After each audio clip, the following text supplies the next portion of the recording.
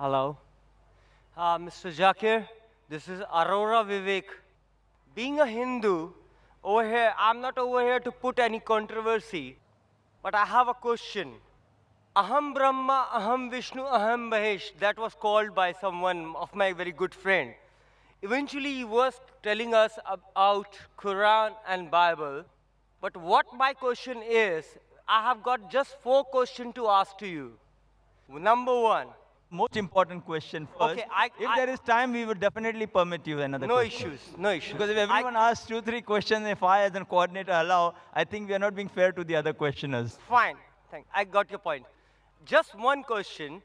As though, Mr. Jake, you were talking about Genesis version and everything, I just have a put one question. If you are making a comparison between the Quran and Bible, why not a comparison between the Vedas, the Quran, and the Bible? They are versatile in each every manner. One each eventually is cooperated with each other. God, the Almighty is one. Rather, it called be as a Allah, it's called by Bhagwan or Jesus. Why not make it sure? All of the people should say, why not only one? Brother asked a very good question, very important question, very practical question. When I'm making comparison between Quran and the Bible, why not make comparison between Quran, Bible, Veda, etc.? And he said that why don't you follow all? And that is what I tell the people, that's what the Quran says. Ta'alaw ila kalmatin sawa'in bainana bainakum. Come to common terms as between us and you. Brother, what I tell every human being, any, whether it be a Hindu, Christian, Muslim, Jew, Sikh, Parsi, no problem. I tell them a simple thing which everyone will agree. At least agree that one scripture is the word of God. No one would mind doing that. The Hindu would say, okay, fine, Veda is the word of God. Christian will say, Bible is the word of God. Muslim will say, Quran is the word of God. The Sikh, he'll say, my Granth is the word of God. The Parsi, he will say that my Avesta is the word of God. No problem. Now, put all these scriptures together. What is common? Let us agree to follow that. What is not common? We can discuss that tomorrow. Correct? I only ask them one thing. What is common in all these scriptures? Let us agree to follow. Because Sorry to interrupt you, sir. Sorry to interrupt you. Brother, please let me complete the answer. And Please, after Mr. Zakir. after I finish the answer, what you want, you can say. Maybe what you want to ask, I will give in the answer. Correct? I go in stepwise. Right, sir. The mathematical, if you want to solve a problem, if I directly give you the answer, you won't understand. I have to go stepwise. 1, 2, 3, 4. Fine? Exactly. So my only request is, what is common in all the scriptures, let us follow. What is not common, we'll discuss later on. Fine? Now, common in all the scripture is that God is one. So let us believe God is one. Ved says that God is one. Didn't I say that? Ekkam evidityam. God is only one without a second. Bible says that. Gospel of Mark, chapter number 12, verse number 29. Book of Deuteronomy, chapter number 6, verse number 4. Shema Israel, Adna Ilhadna Ichad. Hear, O Israel, the Lord, our God is one. The Jews say that, the Christians say that. Quran says, Kul wallahu ahad. Say there's God one and only. So where does this Trinity come in between? Where does this Brahma, Vishnu and Shiva come in between? Where? I didn't believe in that. Brother, let me complete. There is no Brahma mentioned in the Quran. There is no Shiva mentioned in the Quran. There is no Jesus mentioned in the Quran that he is God. It's mentioned in the Quran he is a messenger of God. The Bible also doesn't say that Jesus is God. It is the false reading of the Christians. So how come you are saying that it doesn't matter whether Allah, Jesus? It matters. The Quran says, in Surah Isra, chapter number 17, verse number 110, Qulidullah abidur rahman ayamatadu fala asmaul husna. Say, call upon him by Allah or by Rahman. By whichever name you call upon him, to him belong the most beautiful names. It should be a beautiful name. It should not conjure up a mental picture. It should be a true name. You can't give a false name to God. You can't insult God. You can't belittle God. Some people tell me, what difference does it make? You call pani, you call water, you call tani. No problem. If you call pani, you say in Hindi. Tani, you say in Tamil. Moya or mai, you say in Arabic. Jal, you say in Hindi. No problem. You can call by any name. But then, one morning, my friend comes and tells me, every morning I have water. But after I have water, the doctor told me I have a lot of water. But I start vomiting. I said, why? No, the water is yellowish. The doctor told him to have water. He has every morning 1 glass of water. The water is yellowish. Yellowish. Yellowish. Then I realized what he's talking is not water, it is urine. You can't call urine as water. The definition of water. You can call Tani, you can call water, you can say Rahman, you can say Rahim, you can say Kareem, you can say Rab. But you can't call God as man. You can't call God as insan. Therefore, you can't call water as urine. And the touchstone for theology is Surah Ikhlas, chapter number 112, verse number 1 to 4. What I mentioned in Surah Ikhlas. So what I'm going to tell, that what is different, keep it aside. Nowhere does the Quran say that Jesus is God. Nowhere does the Quran say Mahesh is God. So keep Mahesh out. Yes, if you say Brahma, Brahma is a Sanskrit word which is known as a creator God. So if you say creator, I've got no problem. If you say God is a creator, I've got no problem. Because Quran says that God is Khalik, creator. But then you say this creator has got 4 heads. He has got 4 hands. Then you're giving an image to God. You're going against Veda. Na tasya patimasti. Of that God, there is no image. I do believe So call him creator. But you say that creator is a man, then he's not God. I do have an He should apology. be the creator. So same way, brother, if you see my video cassette, similarities between Islam and Hinduism, inshallah, most of the queries will be answered. Hope that answers the question. I do apologize. What I was specifically want to say to you, Mr. Zakir, I do not want to get into controversy over here. My thing is this, Mr. Zakir was telling appropriately right what exactly was over here the people is wanting. What I wanted to know, basically, exactly what the speeches he is providing to us, we are over to listen him. Exactly the Renaissance, the creator of the world, rather it should be counted as Allah, Bhagwan, or the Jesus, should not be created in self. It has to be materialized with differentiations. Thank you. Brother, if you had heard my answer, you call him Allah, I've got no problem. You call him Bhagwan, as long as what is the meaning of Bhagwan? According to Rajneesh, Bhagwan means something else. I don't know whether you know. According to Rajneesh, what definition Rajneesh gave, then I cannot believe God is Bhagwan. So what we have to realize, we have to believe in the concept of the Almighty, the Creator, the Maker. If you know that concept, and the word should be chosen correct. It should not be a wrong word. And what word is common between the scriptures, we have got no objection. But Jesus, as you again mentioned, is not common in the Bible and the Quran. Quran says Jesus is the prophet of God, and even the Bible says the prophet of God, but the Christians, they misunderstand that Jesus claimed divinity. So if the Christians, they misunderstand the Bible, why should I agree with the misunderstanding? I have to clarify that. I have not come here to create a controversy. I have come here to come to common terms. Come to common terms as between us and you. Yes, can we have the next question from the sister?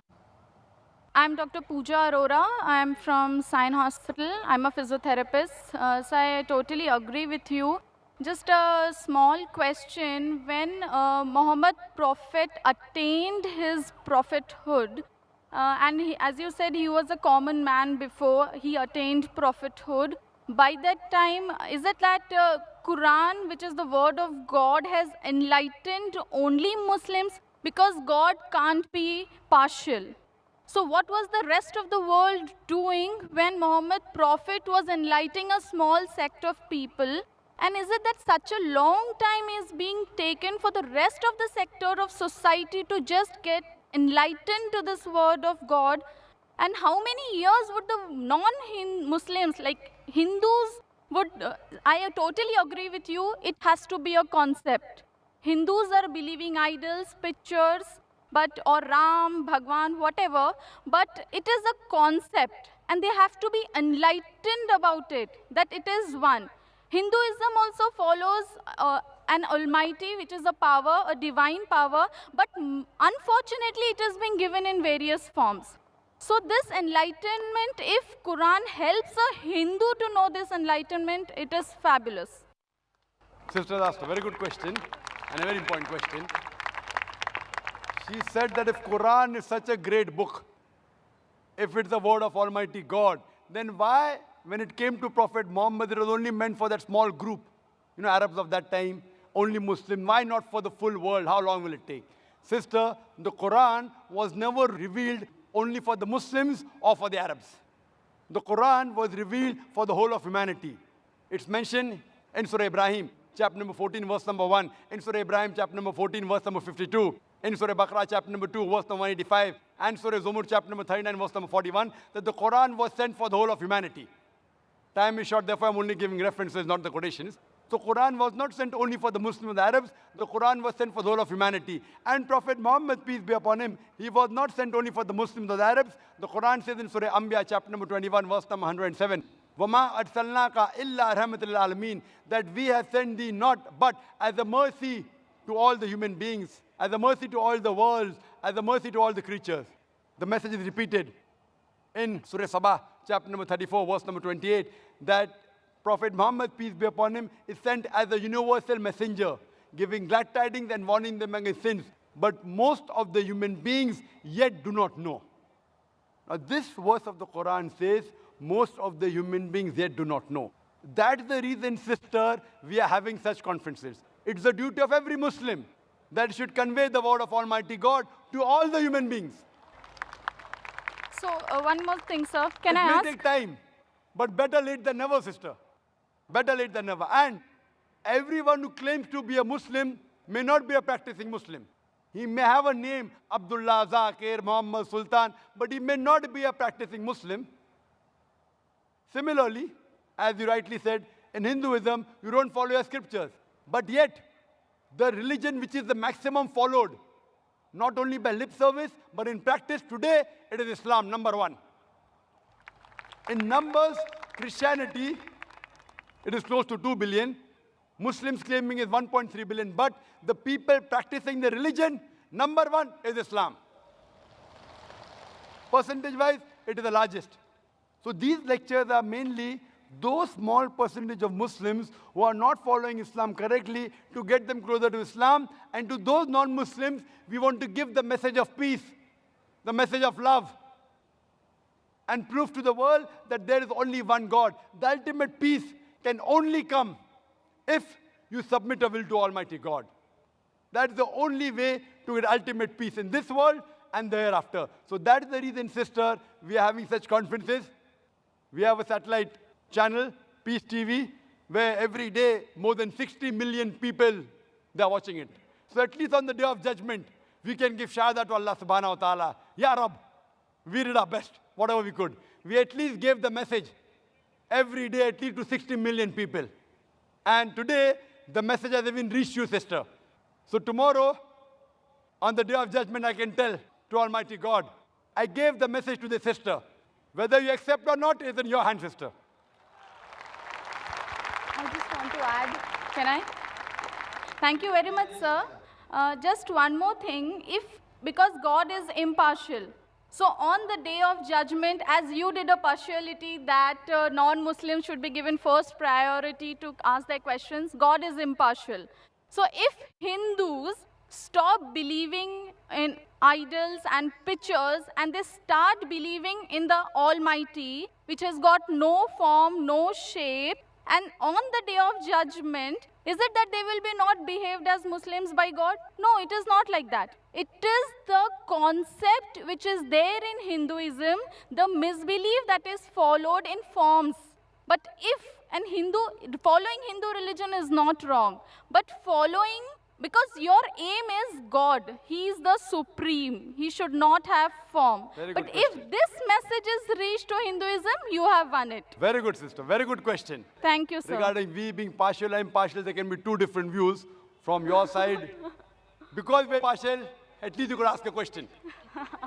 If I wasn't partial, I couldn't tell to Allah subhanahu wa ta'ala, I gave you the message directly, one-to-one. So He doesn't sometimes- believe. So what you have to realize, sister, but why we are partial? We are partial to be impartial. Because the others have got the message. If not 100%, 90%. You all have got less. So we are partial to be impartial. Right, sir. So what we Now need coming to... back to your question, sister. Yes, It's sir. a very good question.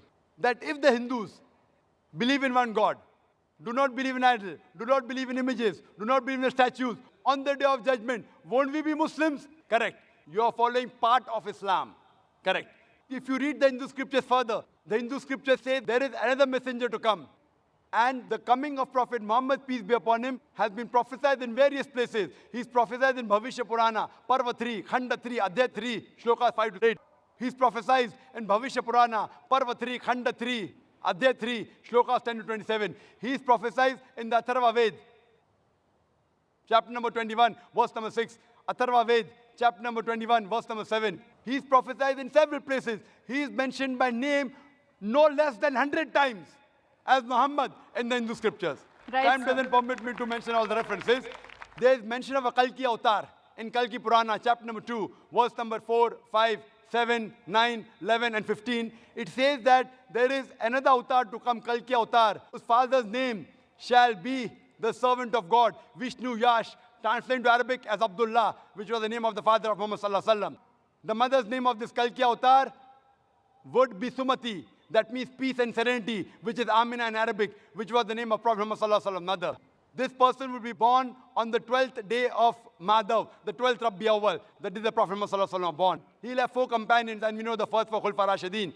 It says that he will be born in a place which is peaceful in Makkah. He'll be born in a house of the chief of Makkah, that is the Quraysh tribe. It says that he will go northwards from a cave and come back. And Prophet Muhammad sallallahu alaihi wasallam went from Makkah to Medina and came back. On and on, talking about Kalki Avatar. So you believe in one part, La ilaha illallah. You also have to Muhammadan believe in Rasulullah. Muhammad Rasulullah. Thank you, sir. Thank you. And if you do this, you keep your name, whatever your name was, whether Preeti, whatever name, sister. What is the name, sister? Puja. Pooja. You keep your name. Don't change your name. But indeed, you will be a Muslim. Changing your name is not required. So the concept... Concept of one God, no statue, no images, last final messenger, Prophet Muhammad. Inshallah, on the day of judgment, you will go to heaven with your name, Pooja. So the pathways are different. The only thing is the goal should be the same. That is No, what I sister. believe. For the goal, pathways are different. If both the different pathways go to the same goal, they it is meet fine. at the same goal. Yes, sir. That is what I want to say. All the roads don't lead to Rome, sister. Fine? You may think it will lead. So if you think falsely, I have to correct you. I don't can- believe... No, sir. No, sir. sister, if you say you're a Hindu, by Yeah. definition, Yeah. Hindu is a person who lives in India. No, sir. It's not like that. Sister, Hindu is a geographical definition. You don't know, I know. I'm a Hindu by geographical definition. I'm a Hindu. Geographically, sister, the word Hindu was first used by the Arabs. There are many Arabs here. They call me Hindi when I go there. Hey, Hindi, hey, Hindi. They tell I'm a Hindu. The word Hindu was first used by the Arabs when they came to India. It was also used by the Persians to describe the people who lived in India. So geographically I'm a Hindu, but if you tell me religiously, Hindu is a misnomer. Swami Vivekananda said the right term is a Vedantist. You should follow the Vedas. So as far as you follow the right things in the Veda, believe in one God and believing in Prophet Muhammad sallallahu alaihi wasallam, by deed you are a Muslim.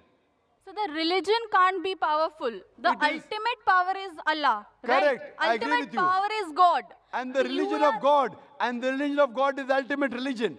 So the There's religion only of one God religion. is not Islam. The religion of God is not Islam. Isn't Islam, it? if Islam is an Arabic word which is hurting you, you keep Islam aside. No. No. It's not hurting me. I'm telling it's you, not sister. hurting me. If it's not hurting you, nobody. No, sir. It is a Pak word in itself. How it can hurt anybody? At least not an educated girl. MashaAllah, you're an educated girl, sister. Yes. Thank you so much. Thank you, sir. Sister, Islam means submitting your will to God. So if Islam is a problem, keep Islam aside, but submit your will to God. Allah says in the Quran in Surah Al-Imran chapter 3 verse number 19, Inna Dina Indallah Islam, the only religion, the only way of life accepted in the sight of Allah is submitting our will to Almighty God. Yes, brother. Mr. Naik, this is myself, Dr. Suryakant Pawar from St. George Hospital. Thanks for the nice and enlightening lecture about the Quran as God's word. As you mentioned that Quran is God's word, I just want to ask you, who is the creator of the God? What is the origin of God? The brother asked a very good question, that if Quran is the word of God, who is the creator of God? Very good question. If I ask you, brother, that your friend John, he gave birth to a child. Can you guess the child was girl or a boy? Your friend John gave birth to a child in the hospital. Can you guess, was it a girl or a boy? Guess. No, Girl or a boy? I can't guess. Sorry? I may not guess. Try. At least 50% you'll get right. Yeah, 50%, one half chance. Okay, tell me. Boy. Boy. Whether can a man give birth to a child? No. So is it a girl or a boy? But the name can be for a female. I'm asking you, your friend John. I don't know anyone female called by John. No, we can call. No. Na? Okay, suppose a friend who is a boy, is a man. He went to hospital. He gave birth to a child. Was it a girl or a boy? Girl. Can a man give birth to a child, brother? No. Now you understood. A man can't give birth to a child. So where's the question of it being girl or a boy? So by definition, God is uncreated. So a question, who is the creator of God, is like I asking you a question, your friend who's a man, he gave birth to a child, is it a girl or a boy? The question is illogical. Because by definition, a man cannot give birth to a child. So where's the question of girl or a boy? So by definition, God is uncreated. Every created thing has a creator. God does not have a creator. Therefore, my argument with the atheist, I never ever said that everything has a creator. I said every created thing has a creator.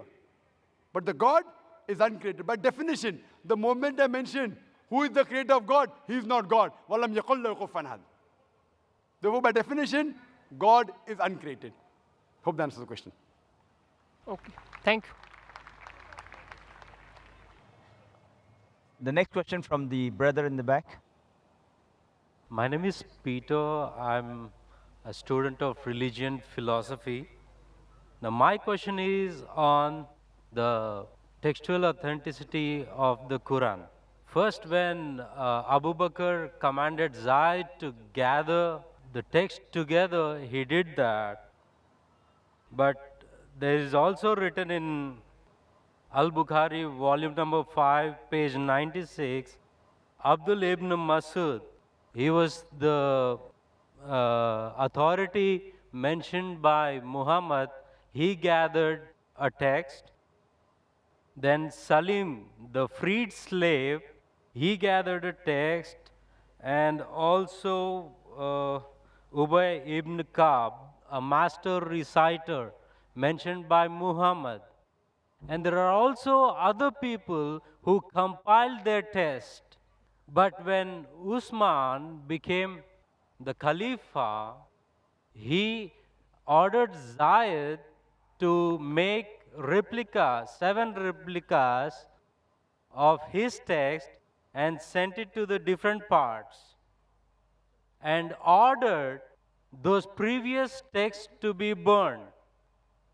Now, if those master reciters compiled the Quran and Usman ordered those texts to be burned, now there rises a question on the authenticity of the Quran. MashaAllah. Brother knows about Ibn Masud, may Allah be pleased with him, about Zayd ibn Thabit, may Allah be pleased with him. MashaAllah. Many of the Muslims will not know those names. You know, now it's easy to go on the internet. Jesus Christ, peace be upon him, said in the Gospel of John, chapter number 8, verse number 32, seek ye the truth and the truth shall free you. Now, when internet is there, many people go on the internet, there are various websites which are speaking against Islam. They go, they get the name and they decide, no problem, brother. No problem. Brother, as far as your question is concerned, the people who compiled the Quran, there was a group of Sahaba, the companions of the Prophet. Whenever Prophet got a revelation, he repeated it to these scribes. And suppose, Iqra bismi rabbikal ladzi khalaq, khalaqal insana min alaq. He got the revelation, and Prophet, mashallah, very good memory. Allah saw to it that he retained the memory. He repeated it. When he repeated, these scribes wrote down. The Prophet personally verified. He was an ummi. How did he verify? Okay, read it now. Iqra bismi rabbikal ladzi khalaq. Ah, correct.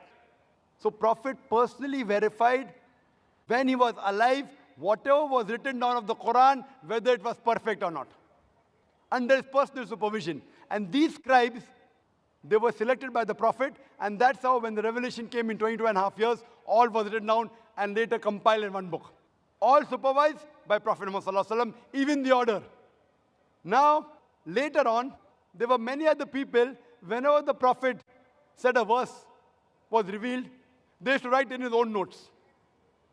Many sahabas. But this private notes of the other people weren't checked by the Prophet. Suppose the teacher gives the notes. 100 students are copying. How do I know whether it's right or wrong? If I'm giving a lecture, if some people note down, chapter number, verse number, chapter number, verse number, how fast can they note down?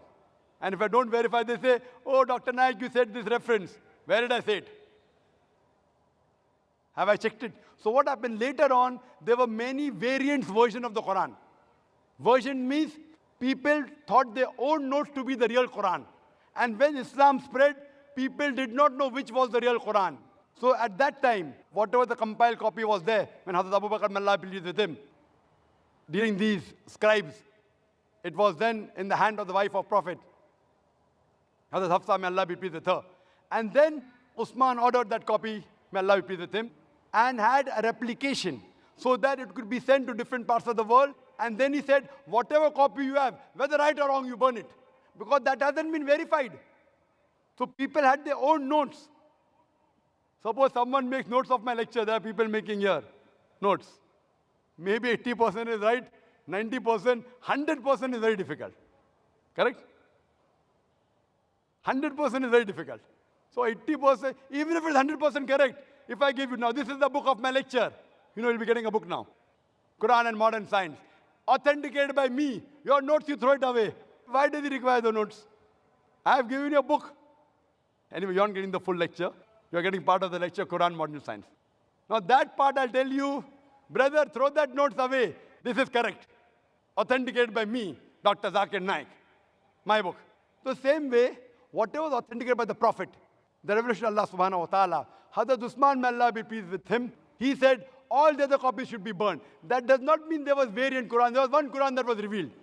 But people, when they wrote with their own notes, there were differences. So that's the reason now one of those copies is even today present in Koptaki Museum in Istanbul. So this, and if you check it with today's Musaf, it is exactly the same. Word to word, letter to letter.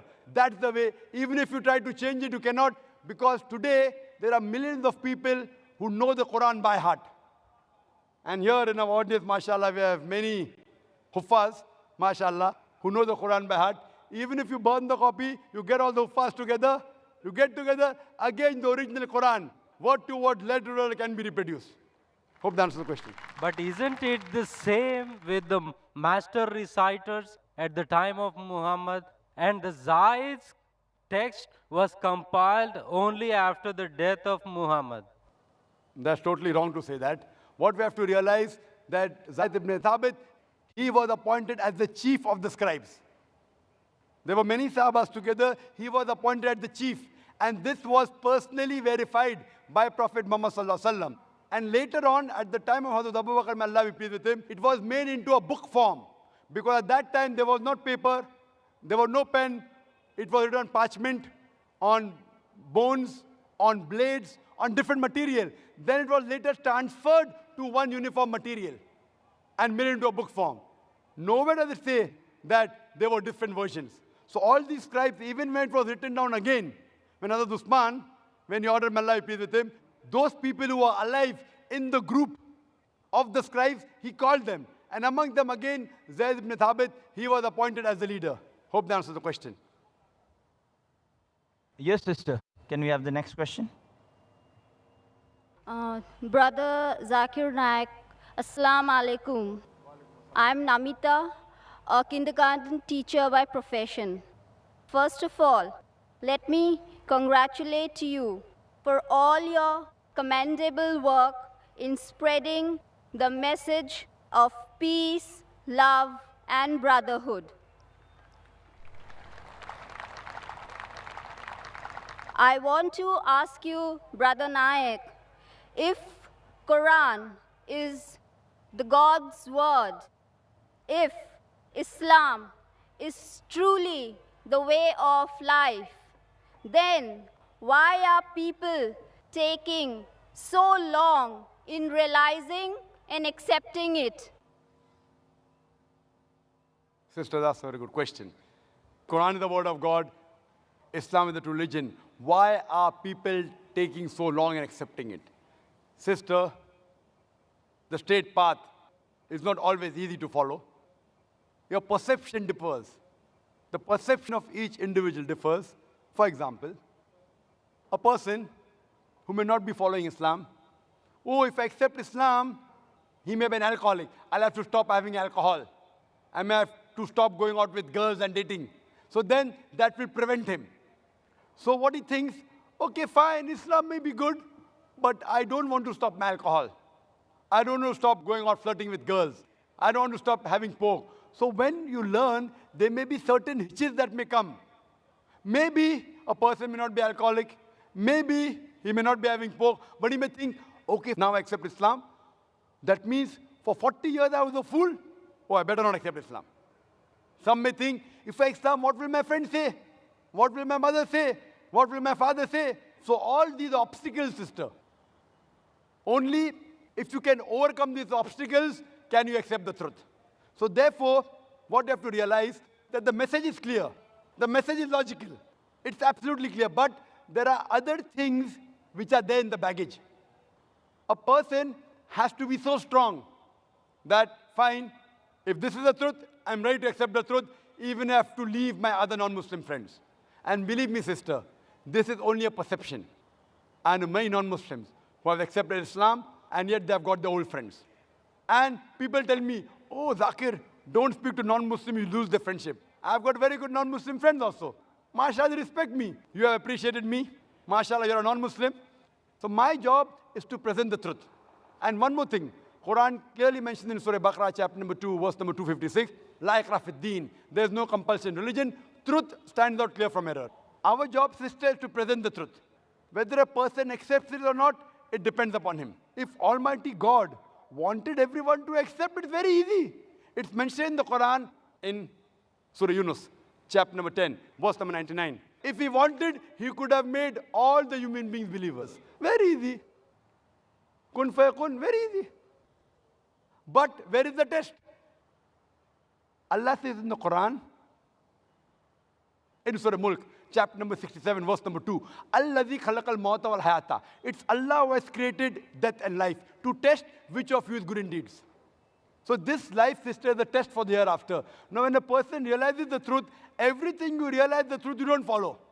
You may follow 80%, you may follow 50%. There are very few people who follow 100%. Even all the Muslims don't follow 100%. Some Muslims may have bad habit, yet they are Muslim. So what we have realized, sister, the major points of oneness of God and believing in the last and final messenger and believing in the hereafter, these 2-3 points are the most important, sister.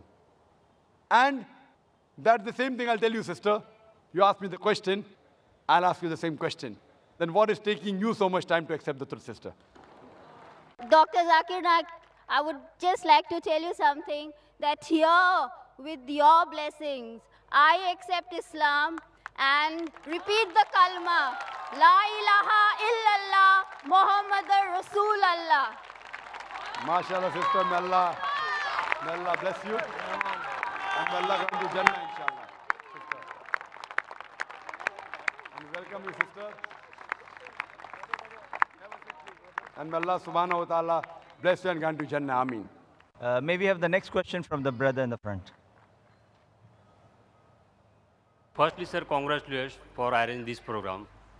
I am Advocate Shivaji Sapkal from Bid, Maharashtra. This program is peace for all over. I get the opportunity to ask question. But my question is not related Quran. Yes, sir. Yes. Sir, there are lakhs of Marathi speakers. I also Marathi. What is the role of IRF, means Islamic Research Foundation? What IRF doing for Marathi or non-Muslims? That's a very good question. Since we are living in the state of Maharashtra, he's asking what are we doing as far as Marathi is concerned, and what are we doing for non-Muslims. As far as Marathi is concerned, I'll be very frank with you. We want to do, but we aren't doing much.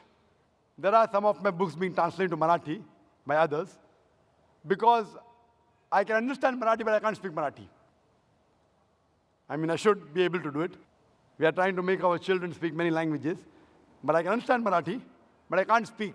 A little bit, I can, but I don't master the language. Maybe then I would have given lectures in Marathi also.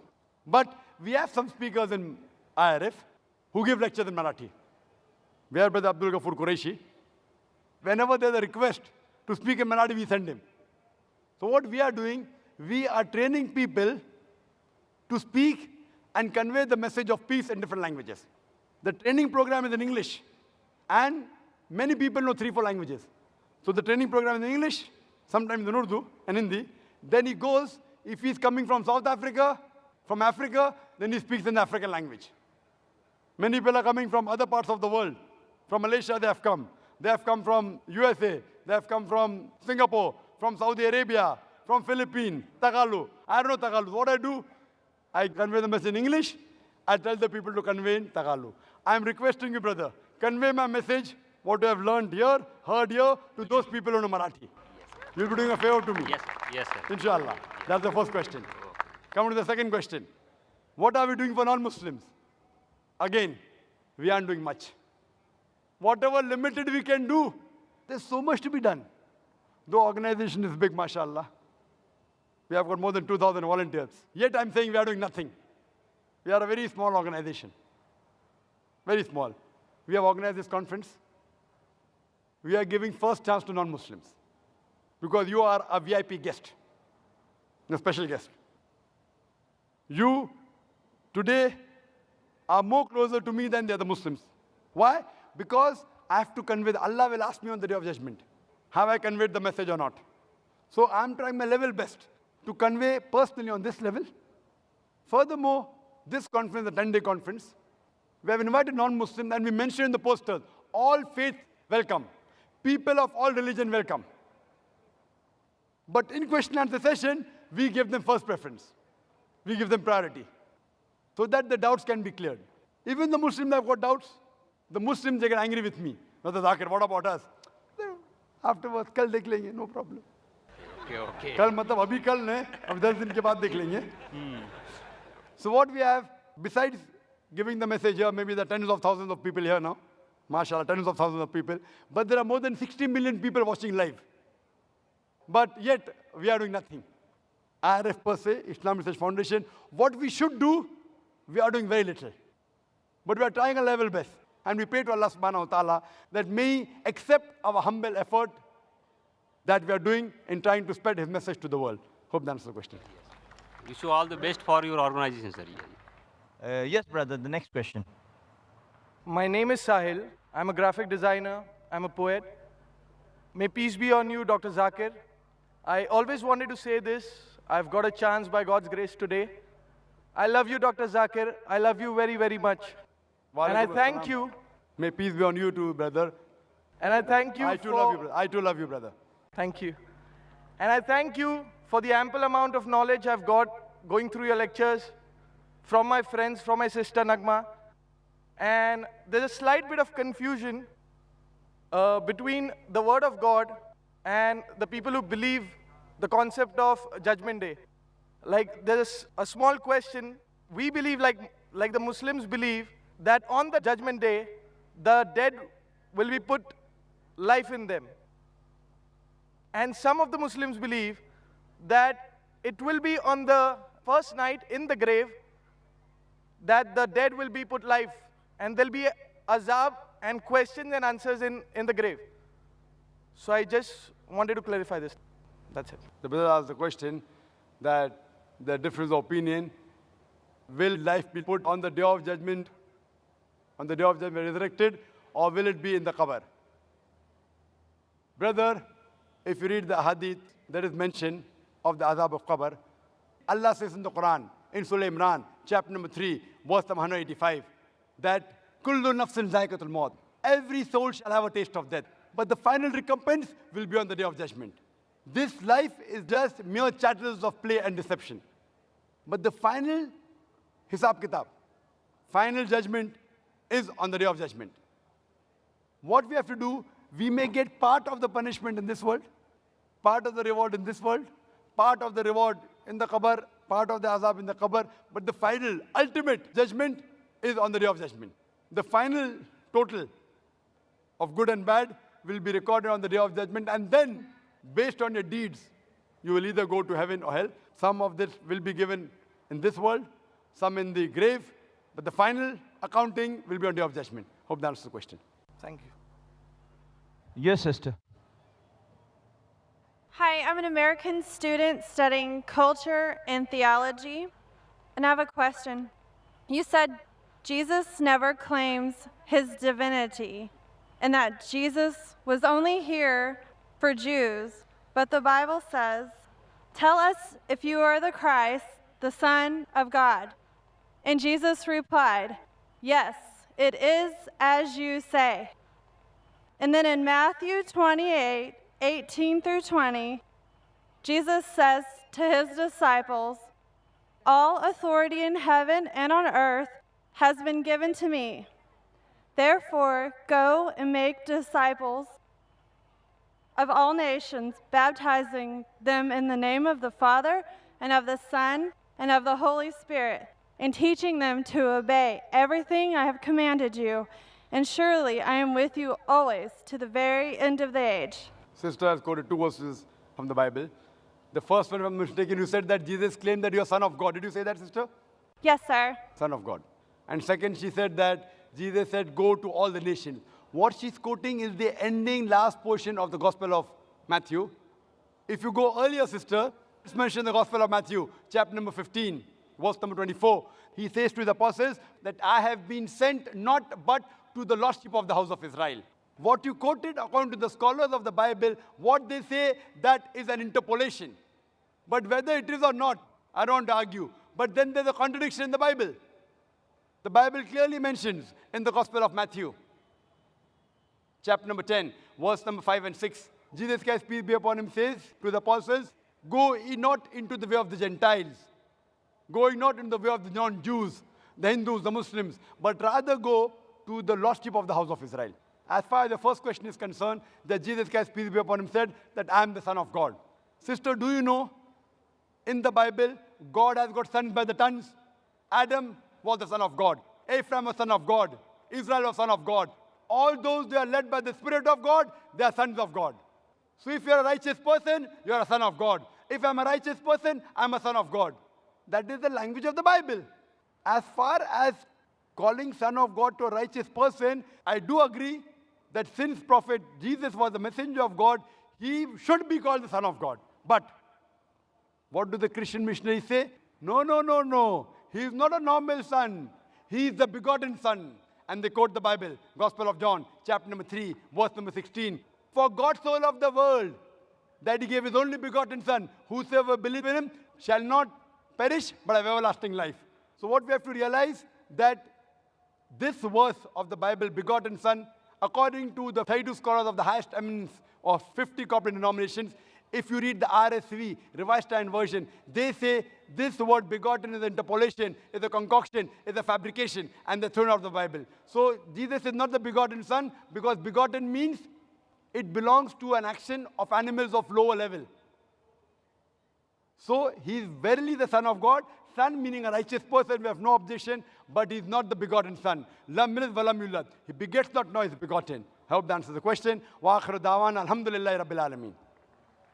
Jazakallah khair. We thank Allah subhanahu wa ta'ala for making this program possible. We know you have many questions, but there are time limitations to the program. We thank Allah subhanahu wa ta'ala not only for making this program possible, but for creating this opportunity for a better understanding on the topic for the millions of people too, other than those present here watching us on television, who may, inshallah, share some of the learnings from this talk and question and answer sessions to others less aware, for them to gain better understanding and hidayah too. We thank all who have contributed and made this program practically possible for all present here today and for its telecast, and those who have come to attend this program. Jazakallah khair.